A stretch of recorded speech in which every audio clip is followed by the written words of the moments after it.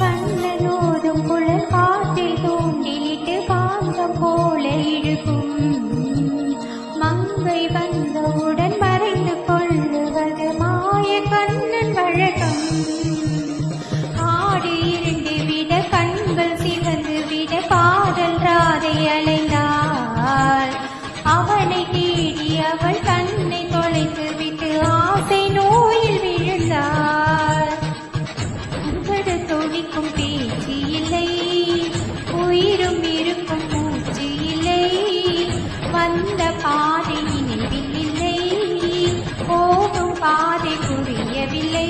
உன் புல்லாங்குழல் சத்தம் மாற்றி பீதிராதி ஜீவன் கொள்வார்.